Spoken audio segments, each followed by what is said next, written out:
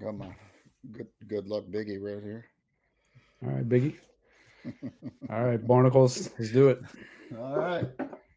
Welcome to This Ought to Be Good, episode one. Hopefully, nothing breaks It should be good. with my kids probably streaming everything in the house and Oh no. recording the live stream on Yeah. OBS. Putting it to the test. Man, you got that good Richmond internet, so should be hmm fine. Yeah. hmm so first question I had, let's get into it, was where were you born and when did your family move to Virginia? I lived in Virginia most of my life. I was born in Richmond. I moved a lot because of my dad. Like, I mean, a lot. So, like, I was born in Richmond. Then we lived in Keswick, which is outside Charlottesville. Then we lived in Charlottesville.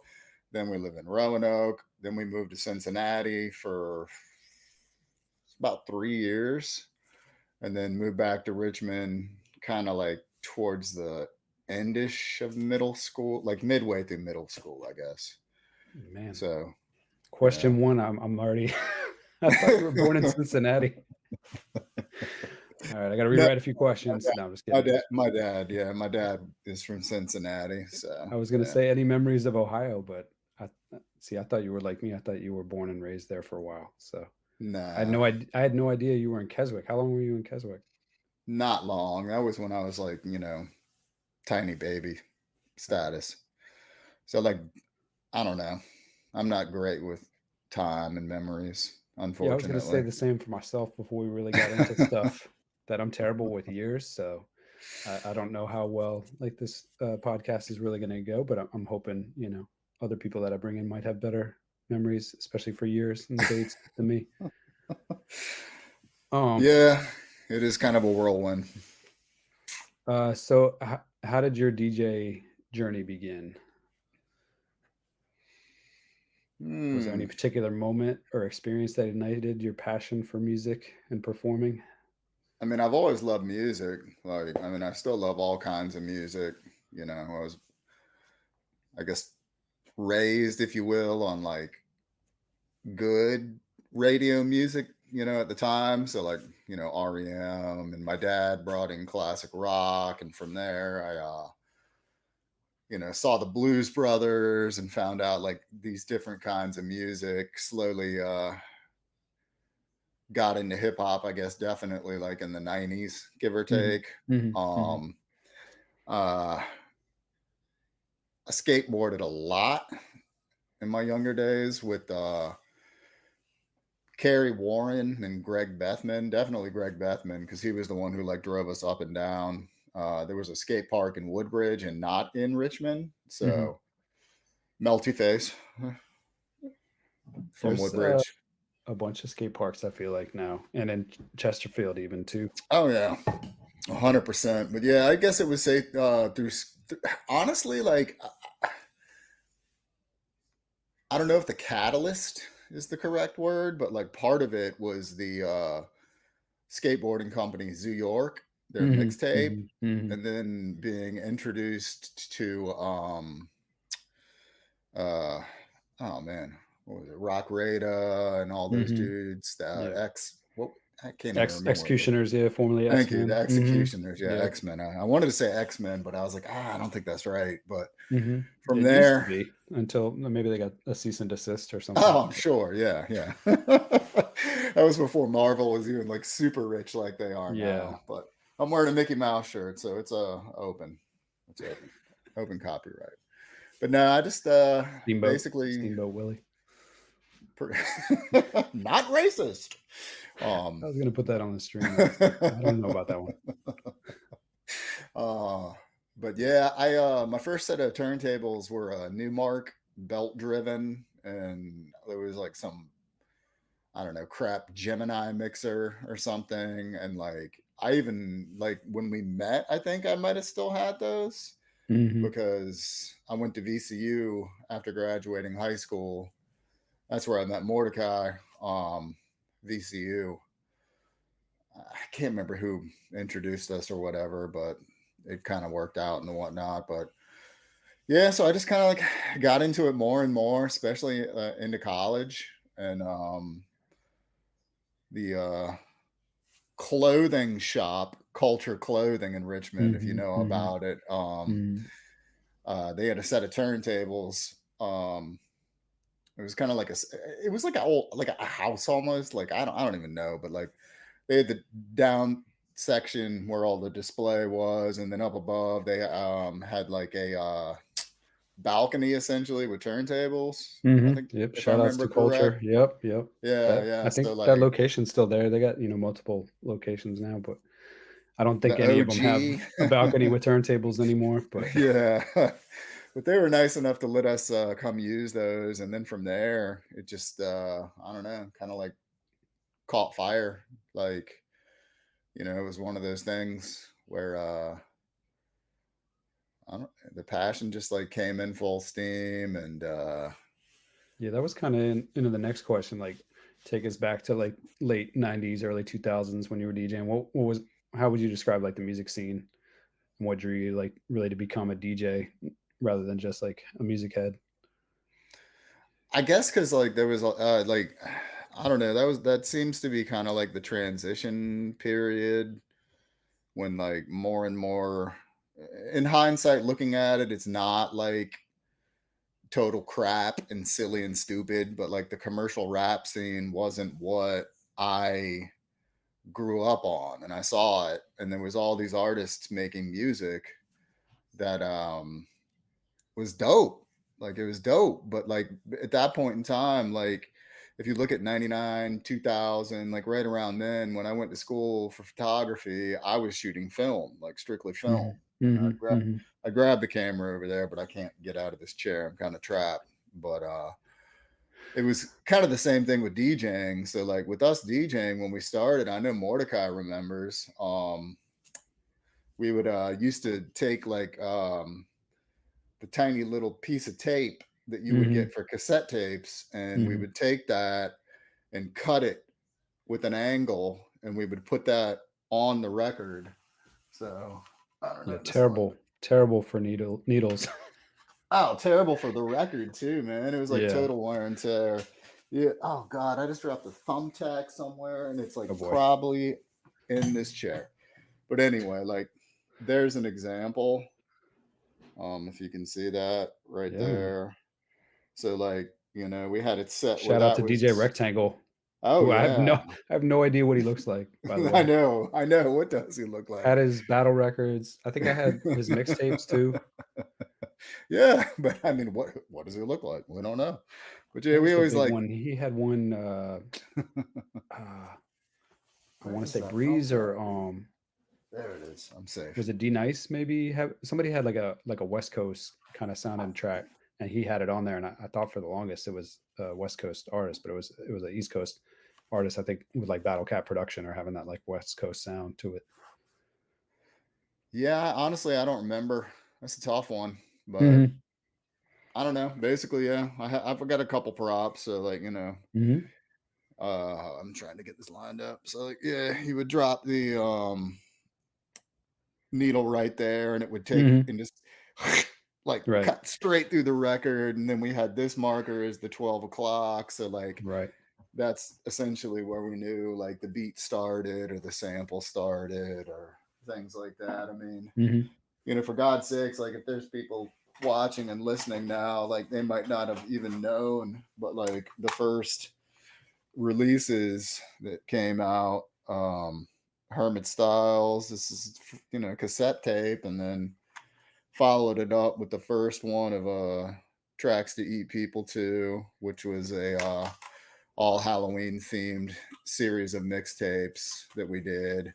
Yeah, Mine were always you a gotta reissue lot those. lot darker than Mordecai's. Mordecai's You were gotta much more reissue like. those, man. I don't think I even have a Hermit Styles cassette tape.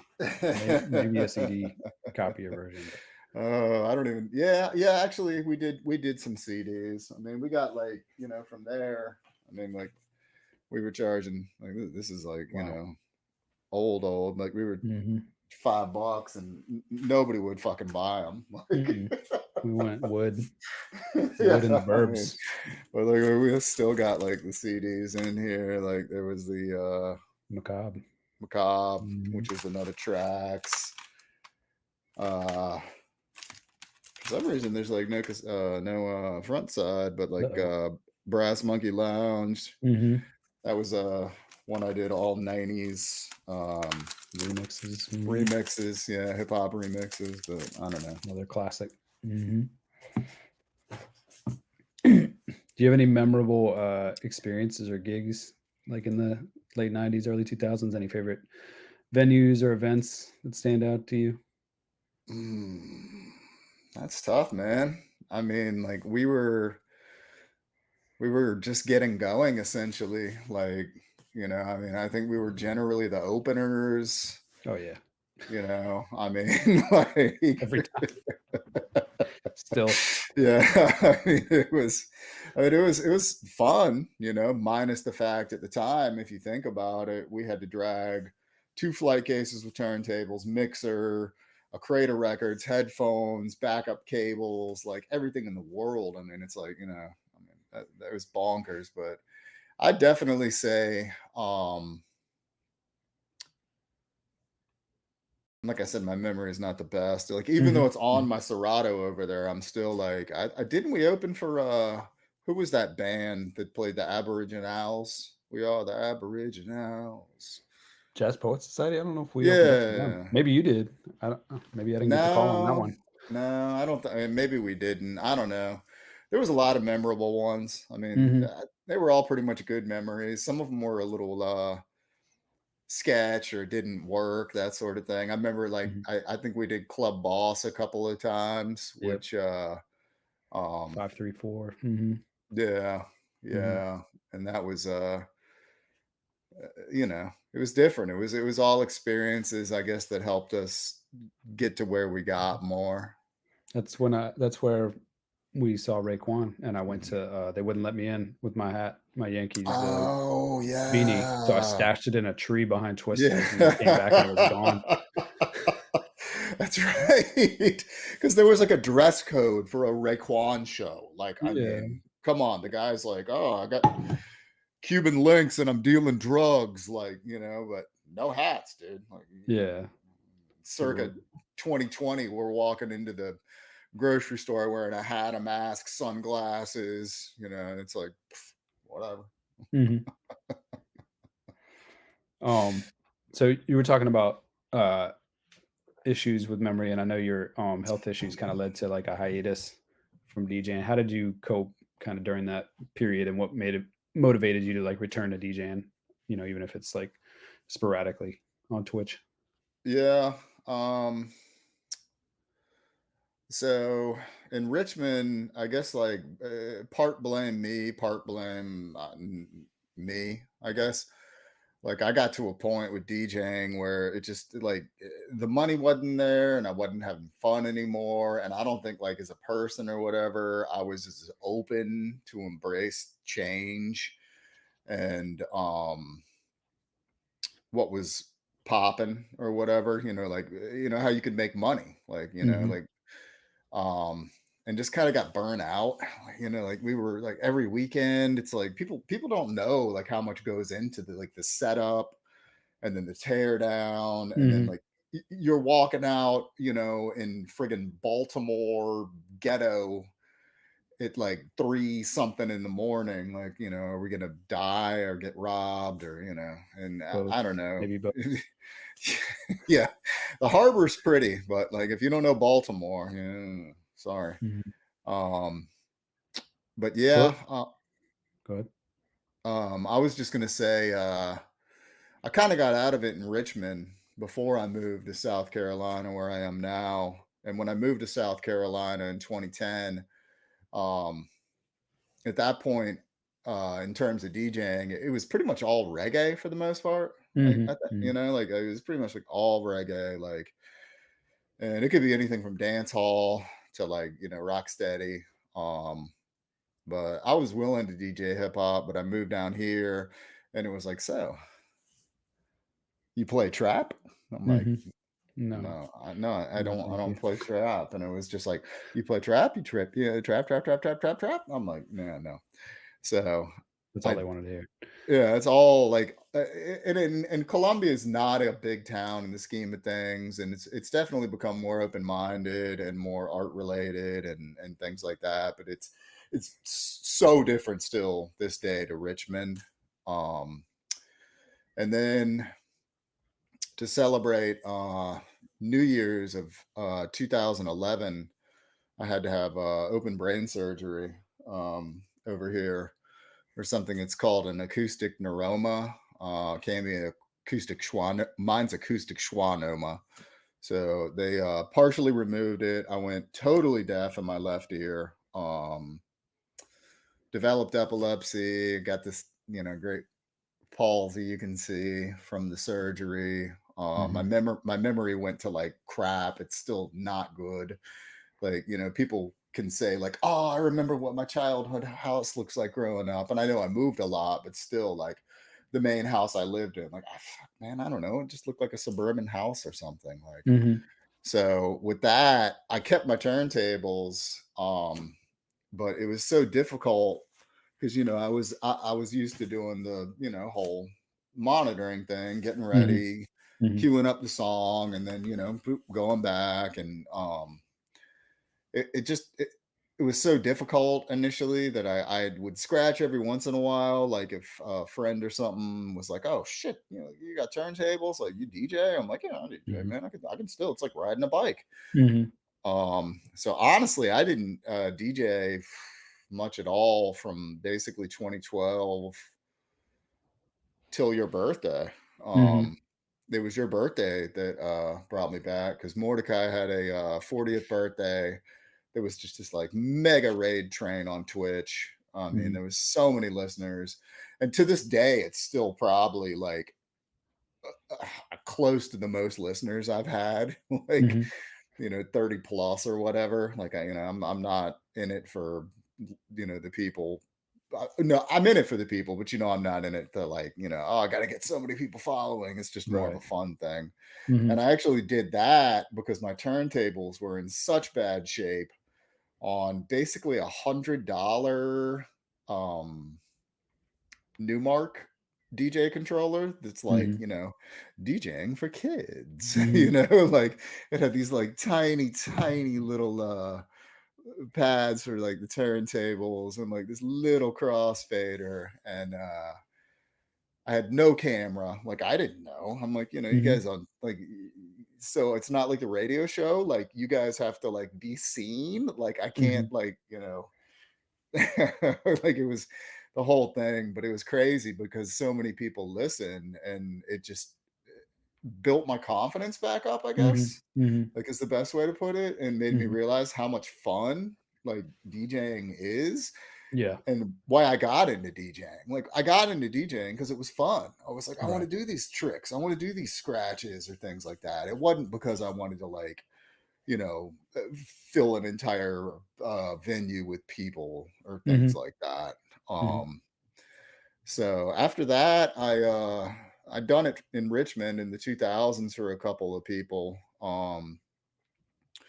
and ended up doing it for myself. I took the Technique 1200s apart, worked on them. The only thing I really couldn't get working right is the pitch control. So like if you see me DJing and I'm always or speeding up, slowing down, Hmm.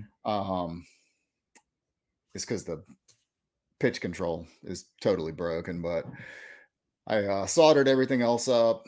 The RCA's, new RCA's, grounded internally. Not that you even need that now, Hmm. which is another amazing advance in DJing. Right. But from there, just kind of got on. Mordecai, yet again, was nice enough to, kind of show me the ropes. You had said like the seeing the waveforms really helps you a lot, having basically just one ear to work from. Yeah, it does, but it's And then the weird. fit, I think, were you the first one to get phase out of us? Like, Yeah. I mean, it's just crazy, like, to go from, like you said, like, having to carry and bring everything to being able to do it from home and not even needing needles or to use the Yeah. tone arms when those could Yeah. just be such, like, an issue or a hazard at a gig. Well, and that's why I got the Feedback. that's why I got the phase, because once I Mhm. repaired the turntables over there, I thought, like, because I like different colors and things, like, so of course my records, I was using were different colors, and I thought, like, maybe it's the colors or something, but the tone arms were jacked, dude, because I had kept them in flight cases for like years upon years upon years. So I mean, they're probably like this in terms of tone arms, and it was destroying the records. It was jumping all over the place, and I Yep. I saw the phase, and it was before it was actually a Serato supported accessory, Mhm. and I, I had the money, thankfully, because there's been times in my life, like when I moved out of Richmond. The reason I moved out of Richmond to South Carolina wasn't for the arts, the culture, and the people. It was because the money, my family's here, and I was living in subsidized housing. Mhm. So, Did you but move because of health concerns, or it just no, once you moved no. to South Carolina, you started having health issues? Yeah, yeah. It was I like didn't a good realize it had luck been that charm. long since you had been down there or moved down there. Oh yeah, man, time flies. It's crazy. How do you navigate, like, the challenges of, like, balancing your health concerns with, like, passion for music and DJing? Have there been any, like, specific strategies or adjustments you've made to, like, make sure, you're feeling good? Or, I know somewhat recently, like, things kinda look like they were maybe getting bad again, and now it sounds like things are in better shape. Is that true? Yeah, yeah, definitely 100%. It's been a rough year. But with anything, like if you're not getting the help you need for whatever it is that you have, like just look into yourself or whatever and realize, am I getting the help I actually need? And if not, then go somewhere else, do something else. So I went to Georgia, because South Carolina's medical community, especially the neurological medical community, is garbage. Mhm. Like it's, I know somebody right now at work who recently developed seizures, and she's having to wait 2 months to get in to see a doctor. Mm. And I'm like, dude, this is like, like life changing. Like this is not Mhm. like I need a mole cut off, and it's not cancerous, or Mhm. Mhm. So, but now things are all on the up and up. I found out I have sleep apnea, but I mean, that's Well, you part said of getting luckily it old. was mild, right? Mild Yeah, case. yeah, it's mild. Yeah, I gotta get like wear this like awesome, sexy mouth guard thing coming up, and I'm gonna get them to like put like diamonds in it. That'd be 'Cause good. my girlfriend loves that. She loves Mhm. grills. Like Mhm. Mordecai knows. I think grills are cool, but like, Mhm. you know. That and the bearded women, I always found that kinda interesting with you. You were always big on the bearded women. What are you talking about? Shout out to, DJ Ill Connect, check in, Boom Bap Network. So what advice would you give to, like, aspiring DJs, especially those who may be facing, like, similar health challenges or obstacles in their journey? I mean, practice for sure. Like practice, like don't let it get you down, because you think you have it bad, but like so many people out there have it so much worse, and are doing like and that, I try to take that like with a lot of things in life. I'm not the best.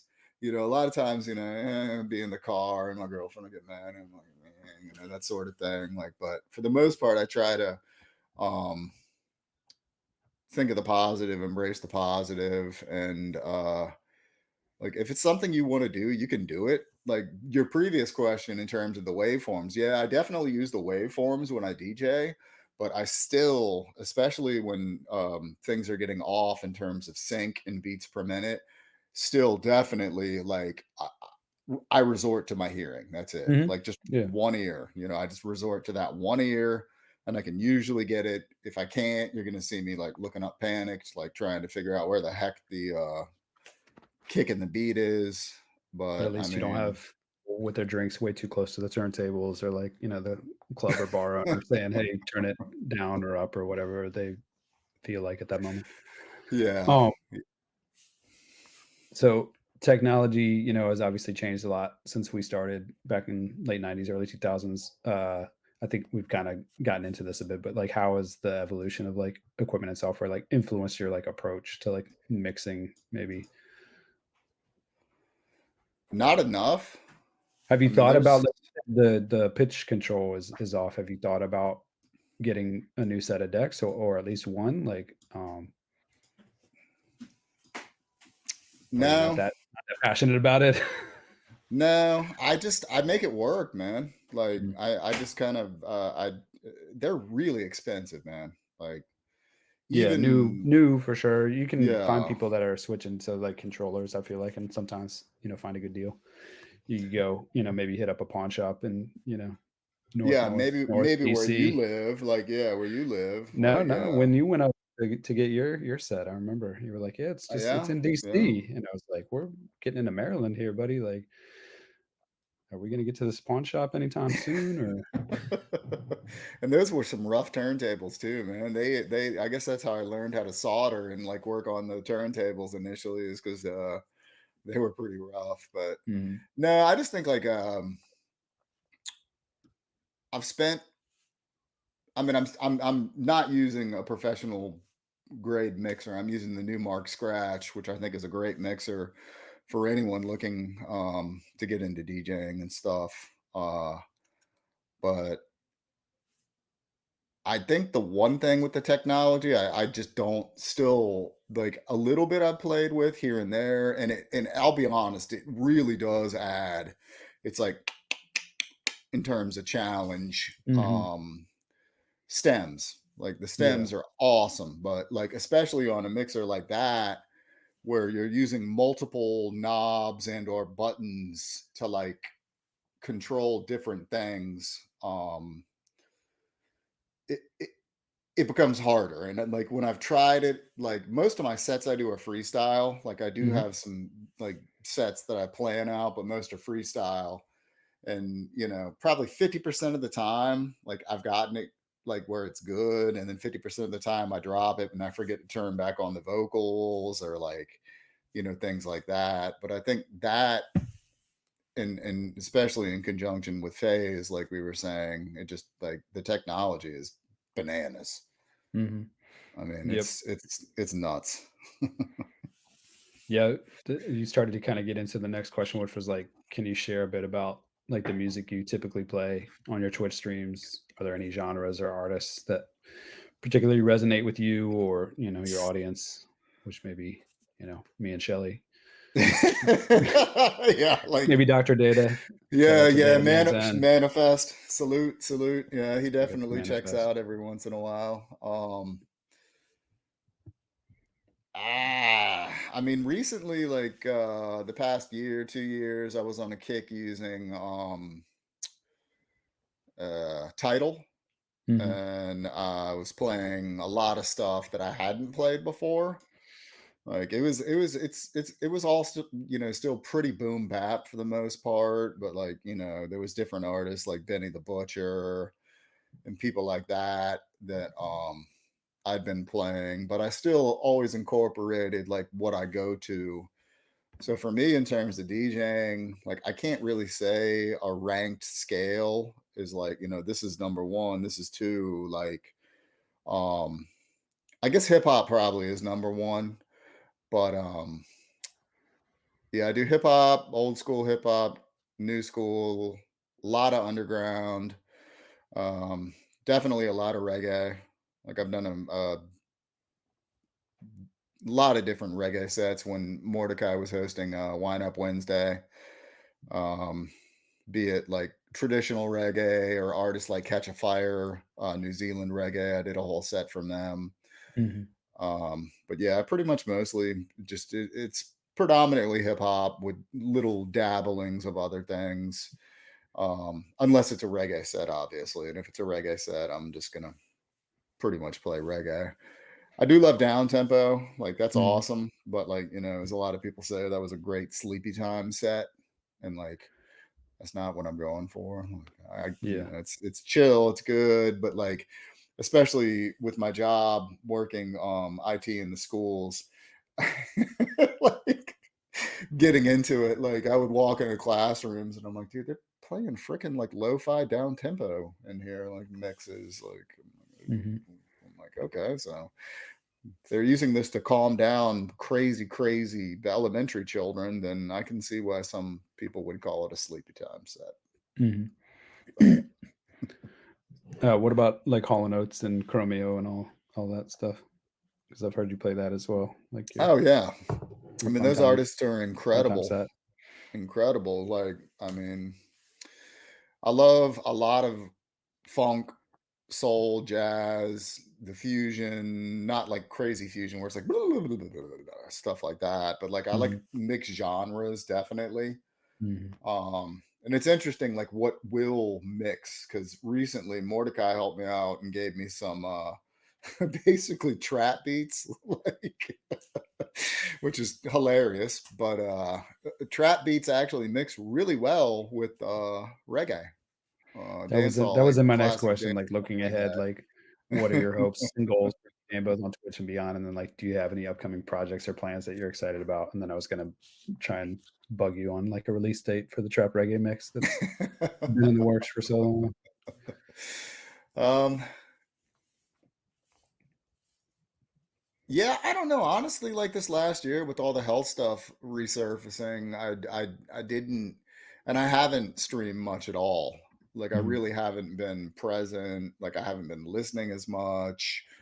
Um, like, and that's okay. Like, Yeah. I mean, sometimes you just need to take a break because Yep.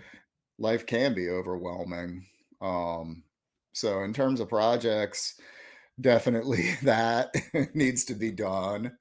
Um, I've got a pretty good base mix of it. I need a little bit more. And aside from that, it's just like constantly trying to find new artists, new things. I got into UK hip hop using Title in the past 2 years. And there's a lot of good UK rappers, and there's a lot of just like absolute shit UK rappers. So it's tough. It seems I like could probably say the same about US hip well, hop. absolutely.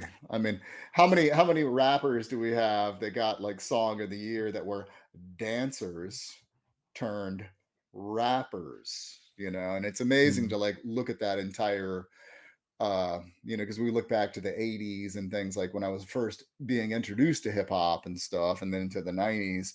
So like Two Live Crew, like getting basically like banned and arrested and blasphemized for the music, and then NWA for fuck the police predominantly. Um, and just like it's amazing to think that a song like WAP would win Song of the Year, Mhm. something like that. I mean, it definitely um lowers my faith in humanity. I just ignore all like the award show things. Like I don't see the point in watching any of that. Oh, you don't like the people just walking up on stage and slapping somebody? Like, I mean, it's like, good grief. These Yeah. people are nuts, man. They're like so disconnected from the real world that they don't even know it anymore. I don't know that this ties or segues in as well as some of the others, but what are your ultimate like guilty pleasure songs? Like Lucas with the Lid Off, PM Dawn, Set Adrift on Memory Bliss, I mean, KWS, Please Don't Go. I wouldn't classify it Set Adrift as a guilty song. Like, that's a Mm, beautiful song, man. And if you okay, don't like okay. that, like, yeah, go on, I didn't say get I didn't like it. no, guilty, like, probably Questions were be submitted by our followers that this ought to be good. guilty is definitely Rick Astley, man. Like, Okay. Rick Astley, like 100%, man. Like, Yeah. my most of my guilty songs are like 80s stuff sung by people that like don't seem like they should be those people. Mhm. You could like throw in Michael McDonald. I mean, Mhm. and he's a Mhm. boss, dude. He's awesome, but Yeah. it's it's Have you seen the Rick Astley like documentary? Well, I think it yeah, was on Netflix. Yeah, that was yeah, good. yeah. It was good. It was entertaining. It was funny to hear him like talk about kind of the recording process and them being like, "Yeah, go ahead, sing it," and then they're just like, "Whoa!" Like Yeah, they're like, we what weren't the expecting that. heck? Like, how did that come out of that little Scottish guy? Uh,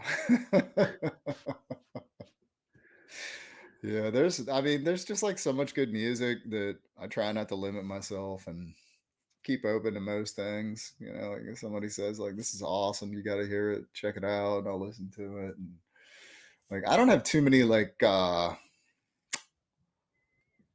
modern artists as guilty pleasures. I'd say like Mhm. like because they're different genres like Billy Strings like that guy in terms of bluegrass coming from a metal background.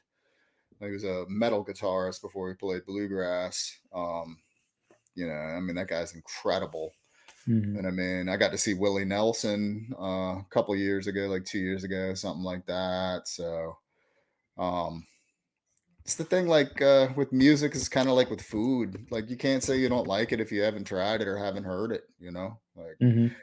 I said that about raw oysters, and my girlfriend had me try a raw oyster shot a couple years back, and first one I just like tipped it back like a shot, and second one I was like, I want to try that Threw it again. out, No, no, it was like one where I like Hmm. Hmm. Hmm. washed it down with a beer. Chewed it up, like, and so Um, yeah, I'm surprised, like, uh, you remembered, like, cultures, like, in-house sort of turntable setup, 'cause I don't know that I'd necessarily forgotten it, I just haven't thought about it in such a long while, um, just because 'cause it's been so long.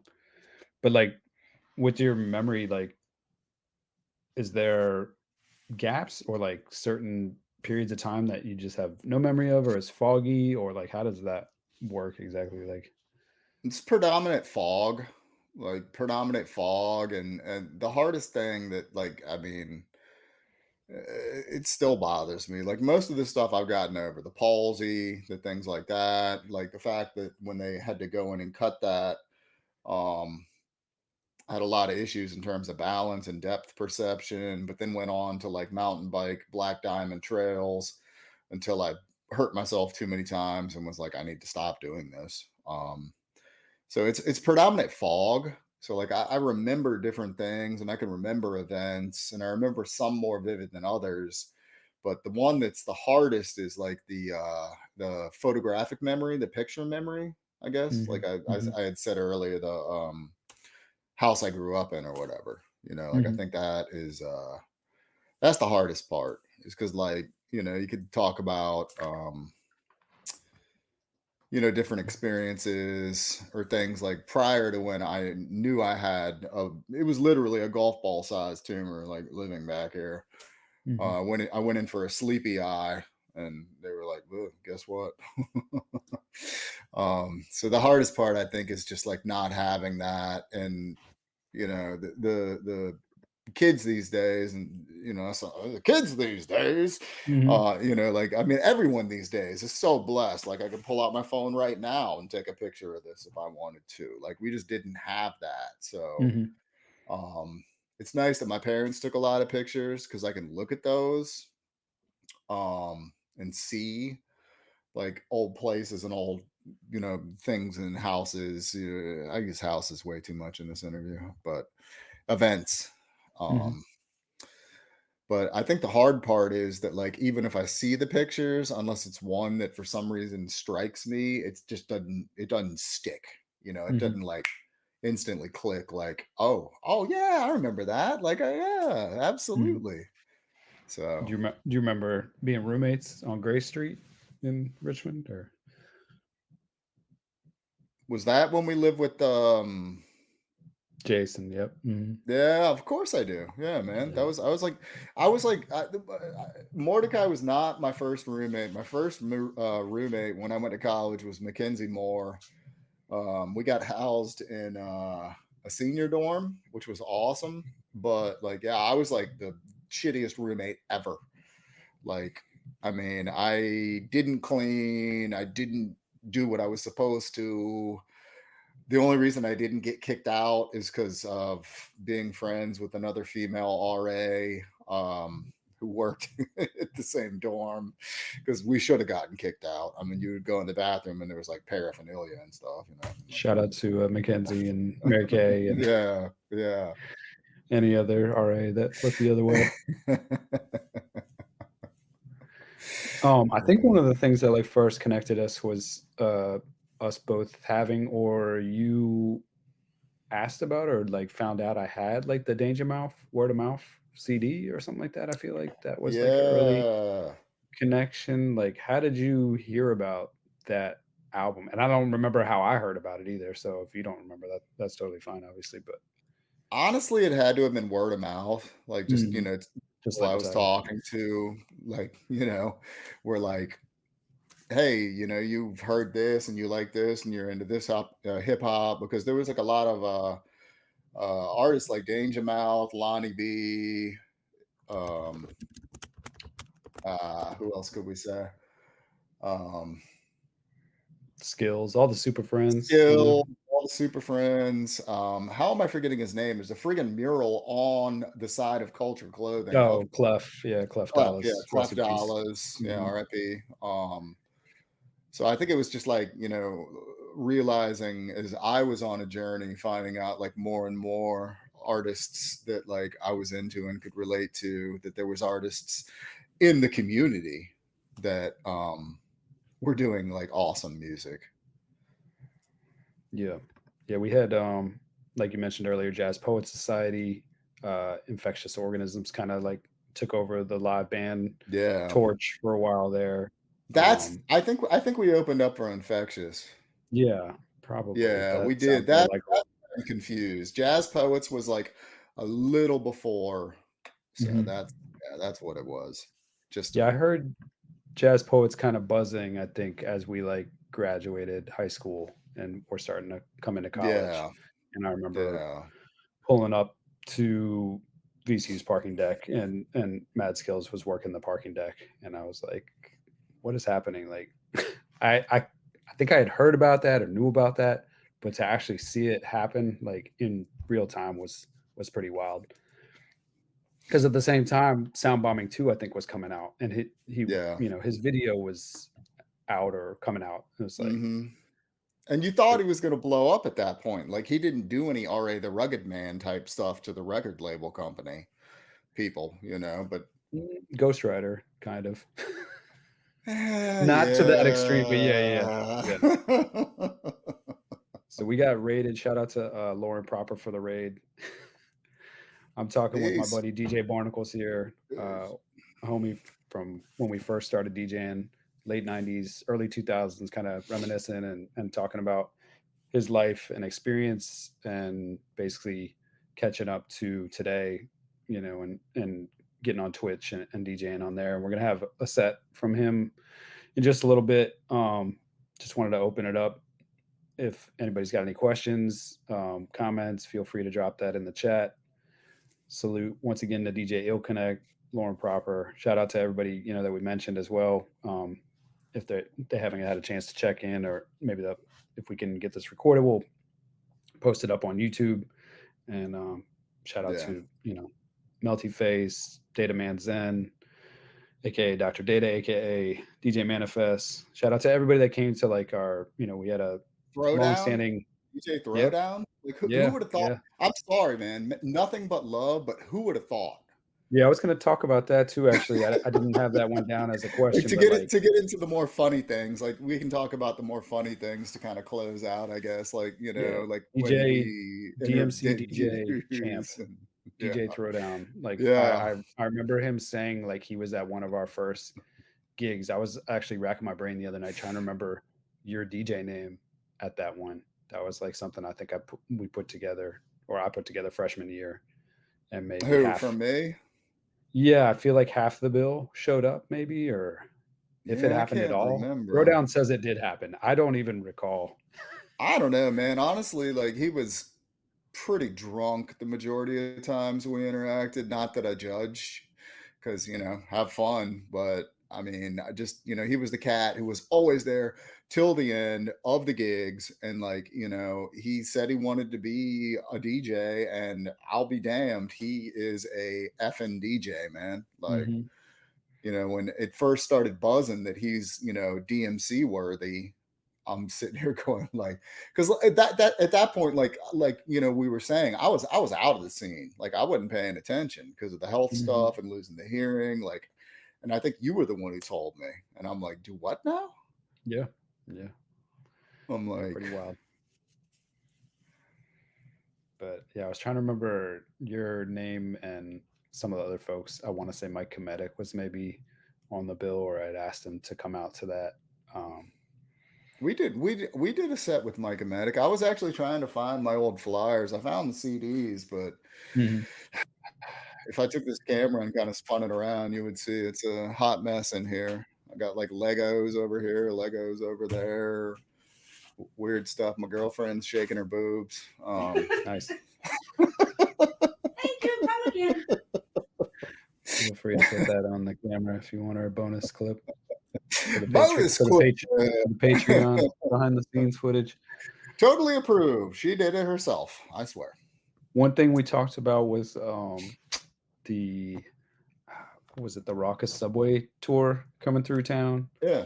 and that was at our apartment. I had to work, and you got to DJ for like a live freestyle session. I want to say And I with think that was like another. Saigon. Was Did I get Saigon in that? the freestyle session? Saigon was, yeah. It was Saigon, El Fudge, Mr. Complex, Rise and Shine. Rise and Shine. Yeah. I was trying to remember that one. And I can't remember if that was a gig I actually put together, because I'll be honest, and I've told him in hindsight, like I was the looks, Mordecai was the man. I Like think he was West the put one. that one. I want to say West put that one together. So shout out Okay. to Island Okay. Vibes. Yeah. Uh, Dream like reality, man. Dream like yeah, reality. yeah. He just put together, I think J Live's birthday show with Oxygen. That was a pretty good Yeah, show he and set did. Yeah. on live stream. Shout out to them. Oxygen will be my guest in a couple weeks, and then J Live just dropped a new single, so check that out. Island Vibes, you know, doing his thing, printing, 45 collecting. Um, as far as other shows, we did opening sets, I think, for Ugly Well, hang on, Duckling hang on. and Master Ace. Those were big shows, I think, for. You got to hang on one sec, because back Mhm. to the Raucous tour. Yeah. That was literally like an act of God, because I got these guys, and I have it on my Mixcloud. If you want to listen to it, there's not enough, but excuse me. Mordecai had to work. That was when we lived in the apartment he was talking about earlier. I somehow got like the top, because I think it was like I think it was a two-story apartment with like a upper decker, and somehow we convinced Saigon, Mr. Complex, Rise and Shine. Who else? El Fudge, right? El Fudge. Yeah, El Fudge. Somehow that convinced them, like we convinced them somehow. Poor Mordecai had to work to come into this terrible, terrible, absolutely shitty, tiny apartment and do a live set that, like I said, is on Mixcloud if you want to listen to it. And I mean, it was the tiniest room ever. We're all in there cramped. I'm trying to record, trying to like keep everything going. We have one microphone. It's not even a good microphone.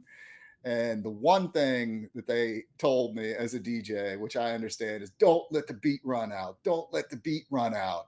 And of course, it's when like I guess like in terms of tiers, the highest up, Mr. Complex gets on, and the fucking beat like starts to run out. Yeah. So Well, I mean, you were doing it all vinyl I with no run back looping, over, no live you know, looping or anything. yeah, I run back over, try to get it going. We got it going, and then he drops the verse. Everything's cool. I guess that was one of those like they were willing to do it for promotion, and as long as we had a smoke and drink, they were down. So Hmm. Hmm. And then I was mentioning Ugly Duckling. Shout out to Ugly Duckling, Master Ace. Yeah, you put all those on though. Those were the University of Richmond shows. But you were on the bill. You were Yeah, but a I big didn't do part any of the of work. our set there. Yeah. You were on the radio show, consistently with me and everything, and then I know Mr. Complex. He was back multiple times. Like he wanted to keep coming out. And Yeah. what was the other one? Oh, I wanted to ask you about Q Unique and that show. Oh my gosh, man. That did not work That out. was your show. That was your Yeah, show, right? that did not work out. That was a double night set. I don't know if it's still Bird Theater in Richmond, but Yep, still there. Bird Theater was a converted old theater turned movie theater. And essentially, it was rented out on Friday. Um, and it was Friday the 13th 3 in 3D, like packed house, dude. Like, I mean, packed house, sold out. Is awesome. It's like money is just like dripping like from the ceiling. Like, I'm just thinking this is beautiful. This is awesome. And it was all part of the Tracks to Eat People to Halloween promotion or sets shows we would do. And that was Friday night. The next night was when I put a gig on, and that was at what, depending on your age, Twisters, Nancy Reagan. I don't know what it's called now. It was Strange Matter for a while. Strange Matter, I don't yeah. know what it is right now.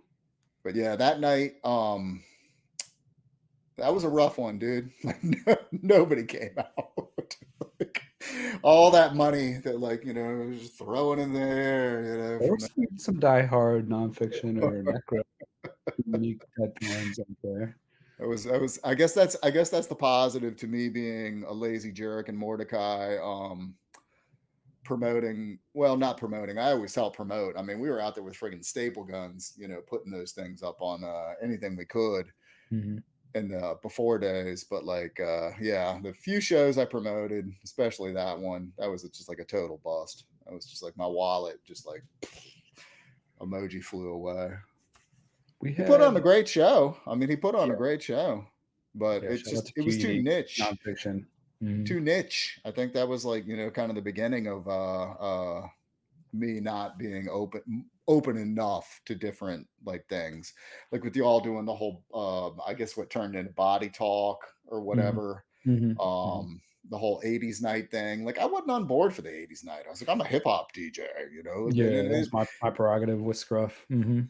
yeah, and I mean, like, that was just dumb of me. Like, I should have embraced it because I do like the '80s music, but for me, it was kind of like, I don't know, maybe I was embracing the hip hop mentality. Like, I can't be seen doing this, like, or something. I don't know. Not keeping it real.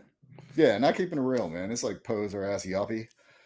Um, but I felt like it was like how long can we do hip hop sets and just have hip hop heads and all dudes head nodding like it's like I want some people dancing and having a good oh time like man, you you said before had like so it's all many about the people. fun so like Yeah, you had so y'all that was one that I was like, this is not gonna work. This is kind of stupid. And yeah, man, y'all had more white people in there shaking their butts than like I ever seen. hmm. I don't know if this was something I had planned to ask but like I remembered DJing I don't know if you remember this venue Daddy-O's and it was quite the opposite there where I don't know if you had experiences like this, but I mean, it was very like hood or like ratchet, crowd, Yeah, and like, yeah. but the owner just let me play whatever I wanted, which most clubs they'd be like, you gotta switch it up, play something Hmm. else. It's getting too rowdy in here, and they were like, go ahead, like people Yeah, are they having a were good like time. I'm like that. I was Annie like, up, man, yeah, I was Annie like, up. people are having a good time. Like, It was like like, did you chairs have any? flying, chairs flying, and Did you have any gigs or sets or venues or anything like that, either in Richmond or South Carolina or I mean, I maybe didn't out? do any gigs in South Carolina except for DJing for like Verizon tech support when I worked there once, and they gave me a friggin' like uh $20 off coupon? No, I mean, it was like we couldn't even get it set up right. They gave me like a, optical cable to connect my Oh, mixer to. I'm like, "What the fuck? What am I suppo like, you guys are Verizon, like, come on, man, like, yeah. I got converters and stuff, but not for optical cable." They're No, I don't know, I'd say the most putting it hood together with stuff we gum did and crazy was, glue. 534, Mhm, Boss, mhm. the gigs we did in Philly, the gigs in, Baltimore, those, and then especially, when Mordecai got, Capone from Capone and Noriega to come to the University of Richmond radio show, and, like, they show up, and it's like a friggin' goon squad, man. There's, like, 6 giant ass, thugged out dudes, and I swear to God, they were all high on angel dust. Like, I think every one of them had a gun, man. Like, that We gotta that was get I I wish was there was video shook. or audio of that one. Yeah, I was shook, man. Like, that was I think that definitely is, like, one of the top more awkward experiences. Do you remember DJing at VCU at all, like, in that studio? Yeah, yeah, yeah, I do remember that. We had, what was it, William? Mhm, mhm, Yeah, see, like I said, I remember bits and pieces, but, like, mhm. William, that was our dude. He was the one who listened to us because we had such a ginormous broadcast range. It was like, 2 to 5 miles depending on the weather and, like, the buildings, you Mhm. know? I Like, I nothing I don't know. digital, Was he like, even listening at VCU? I feel like VCU was just, like, across the street almost, and barely, like, on a good day. Like, well, I don't know. Maybe he was the one at U of R. Like I said, yeah. and like we said, the memory is all just kind of Yeah, I spaghetti remember squash. Storm the Unpredictable and, Yeah, came pretty early. Skills came once, I think, to VCU, and then he came through Richmond just filming his, like, documentary or something, I think, and we just happened to be doing the show. Um, but shout out to Aunt Boogs and Chocolate Tie at U of yeah, R. definitely, definitely. Um, I know. Shout out to Lauren at University of Richmond. She let me possibly borrow a couple of things. I may have taken a De La Soul poster No, no snitching, no snitching here. that is sitting right You borrowed it for promotional purposes. here. The Stakes is High poster. And may have replaced it with a poster that said "Rapping Black Guys." I don't know. I remember you were big on Outcast and Goody Mob. Like, Yeah, were there any other, like, ones that you felt like you were maybe kind of early on? Because I feel like Virginia or like Richmond would, I feel like we're behind a lot, yeah, especially to maybe faster moving, cities and scenes. And we talked about it, offline before about how we felt yeah, like maybe being in a bigger city or scene, might have helped kind of yeah, move things a little quicker for us, or like make it happen, or rather than us just kind of fizzling out, giving up, whatever it might be. Because yeah, like you said, like when you got to carry all the equipment and speakers and stuff even to a lot of places, and that hasn't really changed much. But in other cities, it's like you yeah. just I You feel like at the show up, time I feel like put at the your time you were laptop just, yeah, down. laptop or Yeah, even just a hard drive and plug in, and yeah. sometimes it was records or just something really light and easy. It was like I'd be DJing all the time, like if that's all I had to bring, like. Oh yeah, yeah. The wear and tear on all the equipment and just the constant worry of the money because we're like carrying what, like 3 to 4 G's, give or take. Mhm, mhm. Not depending on the value of the records back way back. Like, Right. yeah. All right. Well, I think we're gonna wrap it up and switch over to you on Twitch for a live set. I guess let me know once you get go live, and we'll raid over. But thanks Yeah, for it's gonna take like a couple of probably like 2 to 5 minutes because I'm using this laptop and I gotta move it over there and change the peripherals out and stuff because I love Apple, but damn it, put more USB ports on your devices, please. yeah, agreed. But thanks for being the first guest. I really appreciate it. I'm Oh glad yeah, man. things Thank worked you. out technically, as far as I can tell for the most part. And No. shout out to Lauren Proper for the raid. Everybody who listened in and everybody who hopefully catches a recording of this. Thanks for all the support. And we'll tune in for a live DJ set from DJ Barnacles in just a couple minutes. So I'm gonna switch over to a Yeah. little music. Thanks, Barnacles. Yes, sir. Thank you, Mordecai. Peace to all the viewers. Mad love. Love each other. What? There's always money in the banana stand. Got balloons.